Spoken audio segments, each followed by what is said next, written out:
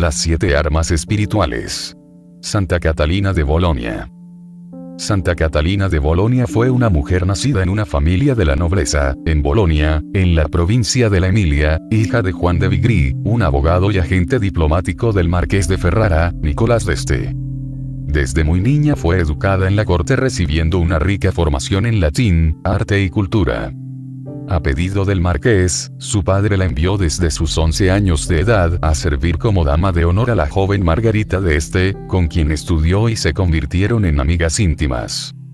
Cuando Margarita se casó quiso conservarla a su servicio, pero Catalina se sentía llamada a la vida religiosa. Ella tenía una gran tendencia a la vida de oración y de piedad, era muy generosa y compasiva con los pobres. Todas esas virtudes hacían que fuera una persona que lograba obtener gran simpatía de todos los que la conocían, pero ella quería más, sentía el vivo deseo de consagrarse al Señor.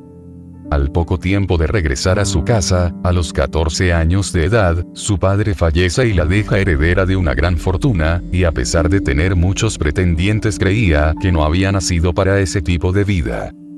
Casi inmediatamente ingresó en una congregación de terciarias franciscanas de Ferrara, que llevaban una vida semi-monástica, bajo la dirección de una mujer llamada Lucía de Mascaroni. Sin embargo, y pese a su vocación, no le era fácil ya que constantemente el demonio la tentaba y la llenaba de dudas y sufrimientos respecto a su vocación, pero las tentaciones cuando son superadas resultan no ser obstáculos, sino más bien pruebas que en este caso robustecieron su espíritu e iluminaron su mente para discernir lo que proviene del Espíritu de Dios y lo que eran solo insidias del demonio en las almas.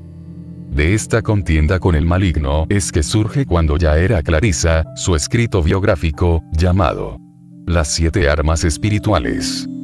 Una obra que el Papa Benedicto XVI usa en una de sus catequesis pronunciadas durante sus audiencias generales el 29 de diciembre del 2010. Ahí, hace un resumen respecto a la vida de Santa Catalina de Bolonia y resume también sabiamente de manera breve, su tratado de las 7 armas espirituales. Diciendo de él que era un buen programa de vida espiritual, también hoy, para cada uno de nosotros. Cuando la pequeña comunidad gobernada por Lucía Mascaroni abrazó la estrecha regla de Santa Clara, se cambiaron a una casa más adaptable para los usos de la vida religiosa. Pero tanto Santa Catalina como las más austeras de sus hermanas estaban convencidas de que la única manera que les aseguraba la perfecta observancia consistiría en instituir la clausura. Sin embargo, los habitantes de Ferrara se opusieron durante mucho tiempo a tal innovación, hasta que finalmente el Papa Nicolás V decretó y sancionó la clausura, gracias sobre todo a las oraciones y esfuerzos de Santa Catalina. Catalina fue entonces nombrada superiora de otro convento de la estrecha observancia en Bolonia. Aunque hubiera preferido permanecer en Ferrara como simple súbdita, pero el cielo le dio a entender que debía aceptar el cargo y al punto obedeció. 2 cardenales recibieron en Bolonia a la santa y a su acompañante, seguidos por el Senado y toda la población. A pesar de la estricta clausura, la fama de santidad, milagros y dones de profecía de Santa Catalina, atrajeron a tantas postulantes al nuevo convento de Corpus Christi, que apenas había sitio suficiente. Sus 7 armas espirituales son el resultado posterior a que la santa viviera una experiencia mística donde se le aparece la Virgen con el niño Jesús en los brazos, justo en la medianoche de una Navidad en que Santa Catalina pidió permiso a la superiora del monasterio para pasar toda la noche de Navidad en la iglesia del convento. La Virgen Santísima se le acercó y le puso a su hijo, el niño Dios, en sus brazos. Ella dice de sí misma: ya podéis imaginar el gozo de esa pobre criatura cuando vio en sus propios brazos al Hijo del Padre Eterno. Temblando de respeto, pero sobre todo abrumada de felicidad, se tomó la libertad de acariciar al niño, de estrecharlo contra su corazón y de acercar los labios a su rostro. En el momento en que la pobre criatura de la que estamos hablando acercaba los labios a la boca del divino niño, se esfumó la visión, dejándola sumida en un gozo indescriptible. Después de esto, Santa Catalina escribe 2 libros en versos libres sobre los misterios de la vida de Cristo y su madre, a los que tituló Rosario, que las religiosas del monasterio de Bolonia conservaron como un tesoro. Y el segundo fue su tratado sobre las 7 armas espirituales, que vio la luz después de su muerte y alcanzó gran fama en Italia. Santa Catalina trabajaba con todas sus fuerzas durante la semana. Los domingos y días de fiesta aprovechaba el tiempo libre para copiar e iluminar su breviario. Este libro, compuesto totalmente por manos de la santa, con miniaturas de Cristo y de la Virgen, se conserva todavía. Catalina compuso también varios himnos y pintó algunos cuadros. La santa recomendaba a sus hijas 3 cosas que ella había practicado durante toda su vida. La primera era hablar amablemente a todos, la segunda practicar constantemente la humildad, y la tercera no mezclarse nunca en los asuntos ajenos. Aunque era muy estricta consigo misma, la santa se mostraba extraordinariamente bondadosa con las debilidades de sus prójimos. En las elecciones de la nueva abadesa, el único reproche que sus hermanas pudieron hacer a Catalina fue que era demasiado bondadosa para urgir severamente la observancia. El primer domingo de Cuaresma del año de 1463, se vio atacada por violentos dolores, de suerte que debió acostarse y ya no se levantó más. El 9 de marzo entregó su alma a Dios en forma tan apacible, que sus hermanas no se dieron cuenta de que había muerto, sino hasta que empezaron a percibir una deliciosa fragancia y advirtieron que su faz tenía la belleza y frescura de una quinceañera. Su cuerpo fue enterrado sin caja, pero a los 18 días fue desenterrado, debido a los numerosos milagros que había obrado y a la suave fragancia que se escapaba de su tumba. Desde entonces, se encuentra incorrupto en la capilla del convento de Clarisas Corpus Domini de Bolonia, donde puede verse sentado en una silla, a través de un cristal. La imagen impactante sorprende por ser uno de los pocos santos y santas de los que se conserva y venera todo su cuerpo impasible al paso del tiempo. La santa se halla sentada, ricamente vestida, pero el rostro y las manos, que están al descubierto, se han ennegrecido con el tiempo y la humedad. Los devotos de la santa han otorgado a su cuerpo poderes sanadores desde el mismo momento de su muerte. Catalina de Bolonia fue una miniaturista, calígrafa, escritora y pintora, una extraordinaria mujer en cuya personalidad confluyeron el humanismo y una vibrante identidad religiosa. Es la patrona de los artistas. Las miniaturas que pintó se conservan aún en el convento de Corpo di Cristi, en Bolonia. Según los expertos, se trata de obras de gran delicadeza. También se conservan 2 de sus pinturas, una en la Pinacoteca de Bolonia y la otra en la Academia de Bellas Artes de Venecia. Las 7 armas espirituales de Santa Catalina de Bolonia. Las armas espirituales son instrumentos poderosos que Dios nos ha provisto para lidiar con las batallas espirituales que enfrentamos como creyentes.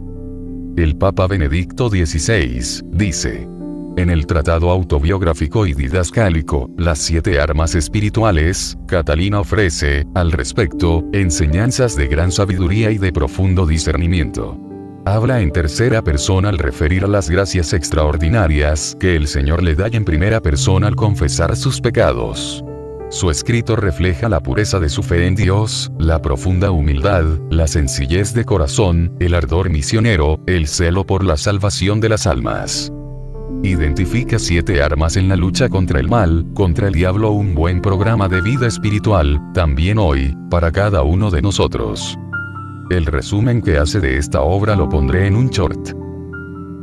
Introducción. Esta obrita está hecha, con ayuda divina, por el menor perro latente bajo la mesa de las excelentes y delicadísimas siervas y novias del Inmaculado Cordero Cristo Jesús, monjas del Monasterio del Cuerpo de Cristo de Ferrara. Por el dulce y suave amor de Cristo Jesús, ruego a quienes lo lean que no lo malinterpreten y no capten sus errores, porque yo, el susodicho perro, escribo de mi propia mano solo por temor al reproche divino, si callara lo que pudiera ser de provecho para otros. Y también porque, en el dulce recuerdo de la enseñanza de los santos en sus escritos, cada criatura debe hacerse testigo del Creador, según los dones de la divina providencia concedidos a cada uno por el mismo divino Creador. La infinita caridad de Dios, que diariamente se digna socorrer y defender a su criatura, asistiéndola en sus esfuerzos, se reconoce supremamente en esta criatura, socorriéndola en continuos peligros. Y por esto se acrecienta nuestra fe en Él, nuestro verdadero Creador y nuestro verdadero guardián. A Dios gracias, amén.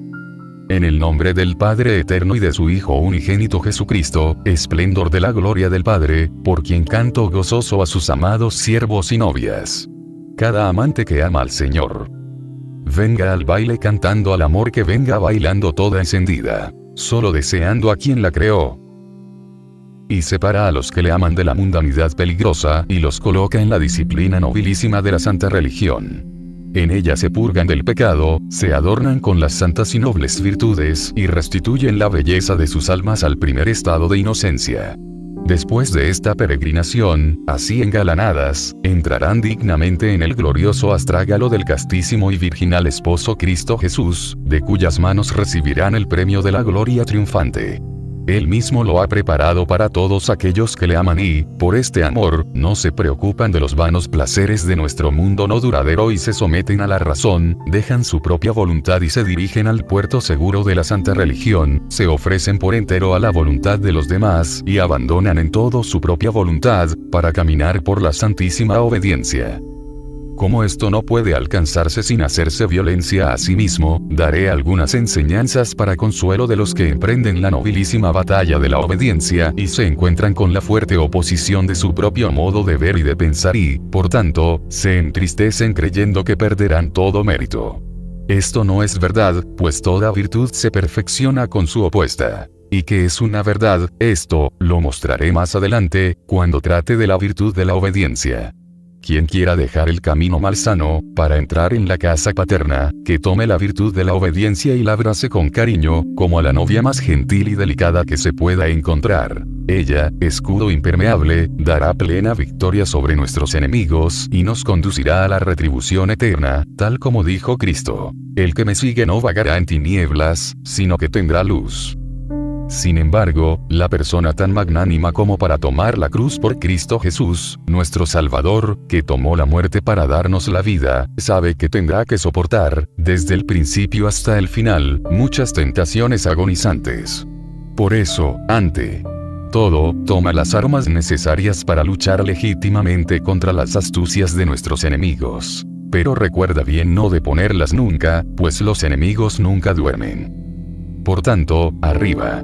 Con gran fervor y confianza, tomemos las armas en alabanza de Cristo. Amén. La primera arma es la diligencia. La segunda, la desconfianza en las propias fuerzas. La tercera es la confianza en Dios. La cuarta es no olvidar nunca la pasión de Jesús, la pasión de Cristo. La quinta es no olvidar nunca la propia muerte. La sexta es no olvidar nunca la gloria de Dios. La séptima y última es no olvidar nunca la autoridad de la Sagrada Escritura, como Jesucristo dio ejemplo de ello en el desierto. La buena voluntad es el anillo inapreciable que atestigua la unión del alma con el amor divino.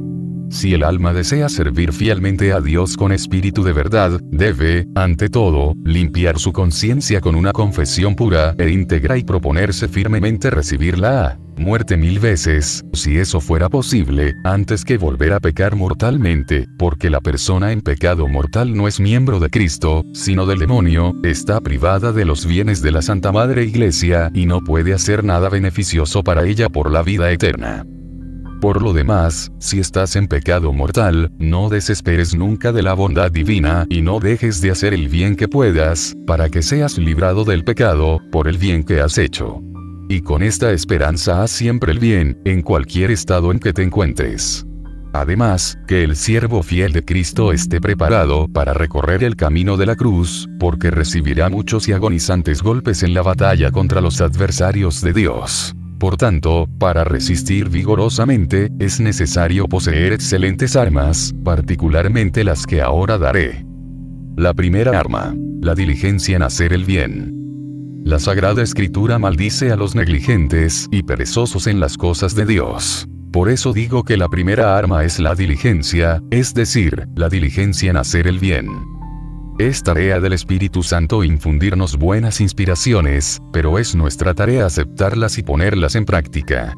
Pero nuestra sensualidad mortifica la voluntad del Espíritu, por lo que es necesario resistir a sus continuas solicitaciones con verdadera diligencia, para no dejar pasar el tiempo que se nos ha dado, sin emplearlo en el bien, como está escrito. El que quiera ascender, que no descanse pensamientos, palabras, diga y obras haga y en Dios se ejercite siempre. pero con discernimiento, pues hay peligro tanto en lo mucho como en lo poco, y el buen juicio hace perfectas todas las demás virtudes, como afirmaba San Antonio de Viena, glorioso doctor de los santos padres antiguos. Pues cuando nuestro adversario no puede impedir que la sierva de Cristo practique el bien, la asalta por la espalda como enemigo traicionero, es decir, trata de engañarla, tentándola a hacer demasiado en forma de bien, para matarla. Por eso, todas las virtudes espirituales y temporales deben usarse siempre con juicio, para que haya posibilidad de defensa y el arma del discernimiento verdadero y diligente sea ejercitada por nosotros, para nuestra salud y alabanza de Cristo. Amén. La segunda arma. Desconfiar de las propias fuerzas. La segunda arma es desconfiar de las propias fuerzas, es decir, sin duda alguna, dar por sentado que nunca por uno mismo se puede hacer nada bueno, según la afirmación de Cristo Jesús. Nada podéis hacer sin mí. Ni, menos aún, resistir a la furia de los enemigos infernales y a su astuta malicia. Que nadie confíe en su propia experiencia y sepa que caerá ciertamente en gran ruina si no actúa según mis exhortaciones, pues el enemigo es más malicioso que nosotros. Es más, él es la malicia misma. Por eso digo que la segunda arma, para combatir el mal, es no confiarse, y bienaventurada la que tenga esta nobilísima dote. Y cuanto más virtuosa sea la religiosa, o tenga cargos de responsabilidad, más la necesitará. Yo mismo oí decir a un viejo y muy honesto prelado que si decidía cosas pertenecientes a su oficio según su propio juicio, Dios permitía la ejecución de la mayor parte de las cosas que traían aflicción y tribulación, mientras que todo tenía éxito, para su gran consuelo, si las cosas eran de acuerdo con su conciencia y la opinión de la mayoría de sus subordinados. Entonces, ¿cómo podría la monja, y en particular la novicia, ser tan audaz como para querer vivir según su propio criterio y con un fervor insensato?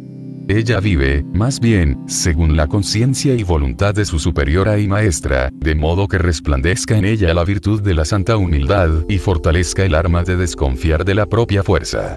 En alabanza de Cristo. Amén. La tercera arma. Confiar en Dios. La tercera arma consiste en confiar en Dios y, por Él, no tener miedo de luchar con prontitud contra los demonios, el mundo y nuestra propia carne, que nos ha sido dada para servir al Espíritu. Arrojemos estos enemigos a los pies de nuestro afecto, con firme esperanza en la sobreabundante gracia divina, con la que obtendremos plena victoria, pues Dios no abandona a los que esperan en Él. Y sí, a veces, Dios permite que la sierva y esposa de Cristo se encuentre en un estado tan grande y angustioso como para clamar al cielo, gritando: Dios mío, no me abandones. Ella sabe, con certeza, que cuanto más teme y duda de ser abandonada, tanto más, precisamente en esos momentos, es elevada a Dios en suprema perfección, por misterio divino y oculto.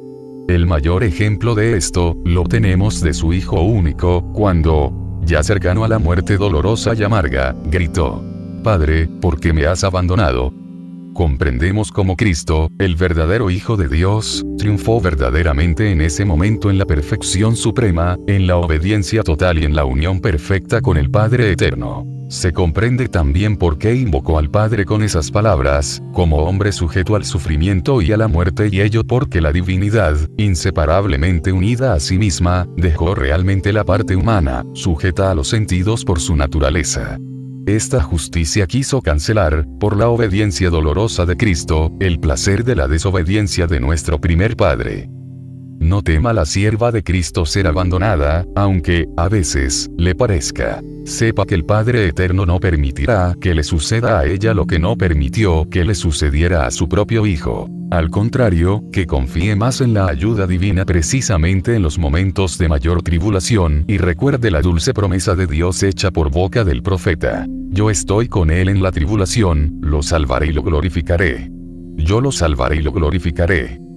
Así pues, ¿quién no querrá ponerse a prueba para tener un compañero tan dulce y fiel compañero que, invocado, se ofrece en tiempos de angustia? Mas, por esto, deberíamos desear ser tribulados antes que consolados, para que se fortalezca nuestra esperanza, y se ejercite la tercera arma, de la confianza en Dios. En alabanza de Cristo. Amén. La cuarta arma. No olvidar la encarnación, vida, pasión y muerte de nuestro Señor. La cuarta arma es no olvidar nunca la gloriosa encarnación del Cordero Inmaculado Jesucristo, su castísima y virginal humanidad y, particularmente, su sacratísima pasión y muerte. Sin esta arma superior a todas, no podríamos vencer a nuestros enemigos y poco podrían los otros. Oh gloriosísima pasión, remedio de todas nuestras heridas. Madre fidelísima, que conduces a tus hijos al Padre Celestial. Verdadero y dulce refugio en todas las adversidades. Verdadero alimento, que guía las pequeñas mentes a la suprema perfección. Espejo resplandeciente, que ilumina a los que se reflejan en ti y recompone sus deformidades. Escudo impenetrable, que nos defiende insuperablemente. Maná sabroso y lleno de toda dulzura, preserva a los que te aman de todo veneno mortal. Escalera altísima, que conduce a la bondad infinita a quienes anhelan ascender. Verdadera y confortable morada de las almas peregrinas. Fuente perenne, que refresca a los que tienen sed de ti. Mar dulcísimo, para los que saben navegar por ti. Dulcísimo olivo, que extiendes tus ramas por el universo. Esposa fiel, dulce cariñosa, siempre enamorada de ti. Oh, queridas hermanas, practicad incansablemente esta arma y reflejaos en su radiante esplendor, si queréis conservar la belleza de vuestras almas.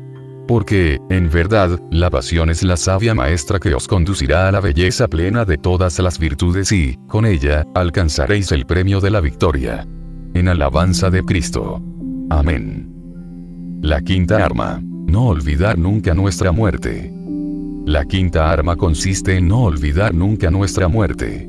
Nos hace mucho bien recordar a menudo la muerte y estar continuamente preparados para ella, porque no sabemos a qué hora de qué día nos la enviará el severo juez. Bien lo dice el glorioso apóstol Pablo: hagamos el bien mientras tengamos tiempo. El tiempo de nuestra vida se llama tiempo de misericordia, porque nos es dado enmendarnos, pasando de lo bueno a lo mejor. Mientras vivimos nuestra existencia terrena, Dios nos espera de día en día y a Él tendremos que dar cuenta del don de la buena voluntad, que nos es dado ejercitar para su alabanza, para la salud de nuestras almas y para el bien de nuestro prójimo. Si no lo hacemos, no solo tendremos que dar cuenta del mal que hemos cometido, sino también del bien no hecho por nuestra negligencia. Guárdense los novicios de confiar demasiado en sus propias fuerzas, no sea que sobrepasen la regla impuesta por sus superiores y maestros y, con toda su voluntad, sigan el camino que se les indica, por la salud del alma y del cuerpo.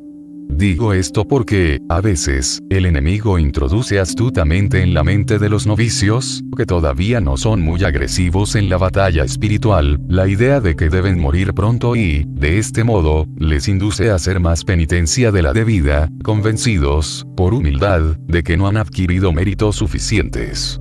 El mal los estudia y los impulsa a transgredir la regla de la verdadera obediencia. Pero, sin duda, la obediencia es más meritoria que cualquier penitencia. Por lo tanto, es necesario usar el arma del recuerdo de nuestra muerte con justa prudencia, para que sea ejercitada para salud del alma y alabanza de Cristo. Amén.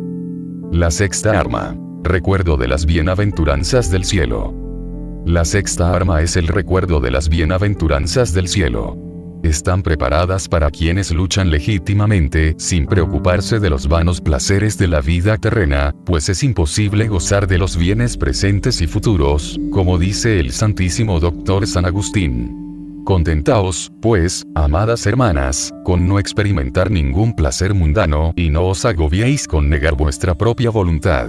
Recordad a nuestro patriarca San Francisco, que consideraba el poder vencernos a nosotros mismos el mayor don de Dios a sus siervos en este mundo, y decía: es tanto el bien que espero, que todo dolor me es delicioso. Para explicar por qué se gloriaba en el sufrimiento, en la memoria de los bienes eternos. Y sobre los dones celestiales preparados para vosotras, queridas hermanas, os contaré un hecho que sucedió en nuestro monasterio. Poco después de mi entrada en él, llegó también una joven que, al cabo de algún tiempo, se arrepintió de haber abandonado los caminos del mundo y, con intención de vida religiosa, se confesó. Hija mía, le dijo asombrado su confesor, mira lo que haces porque, si bueno quiero decir, que esta misma noche, por ti, he tenido una visión que me ha asombrado, sin saber lo que significaba o quería decir. Y ella, dígamelo, por favor.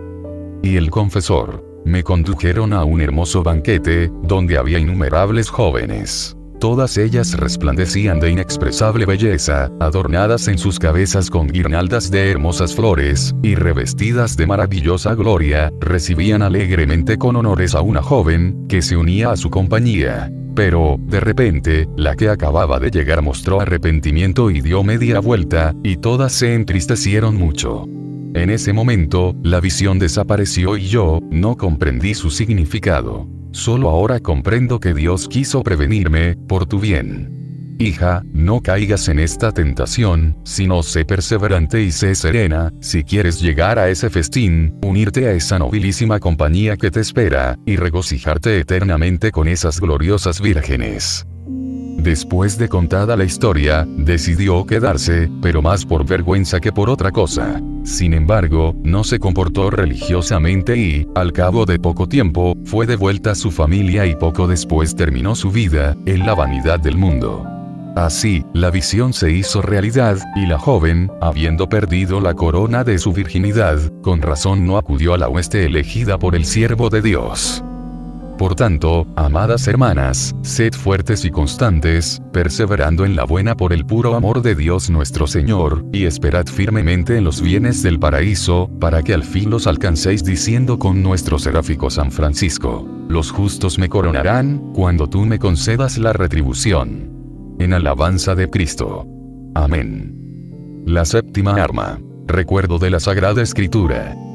La séptima arma para vencer a nuestros enemigos, es el recuerdo de la Sagrada Escritura, que debemos llevar siempre en el corazón. De ella debemos tomar consejo, en todas las cosas, como de una madre digna de confianza, como leemos de la prudentísima y sagrada Virgen Santa Cecilia. En secreto llevaba siempre en su seno el Evangelio de Cristo. Y con esta arma nuestro Salvador, Cristo Jesús, confundió al demonio en el desierto, diciendo: escrito está, por tanto, amadas hermanas, haced fructificar las lecturas diarias del coro y de la mesa, para fortaleceros en esta arma.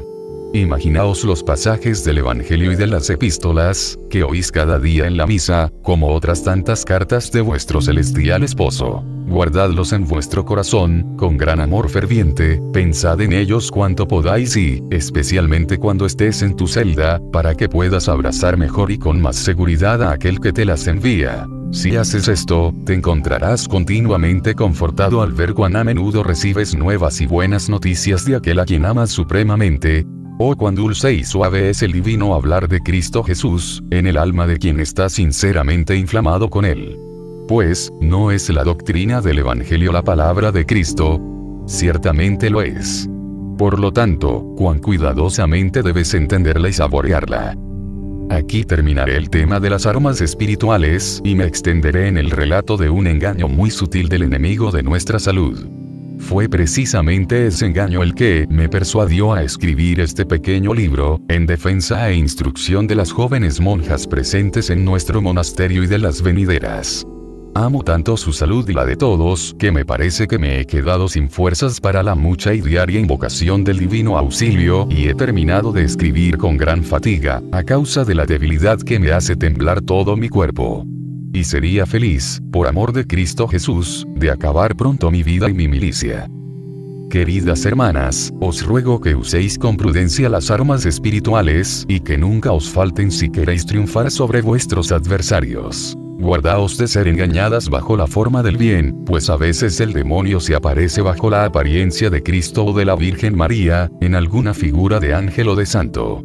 Por eso, si vienen apariciones, toma el arma de la Escritura y actúa como la Madre de Cristo que, ante la aparición del ángel Gabriel, preguntó: ¿qué significa este saludo?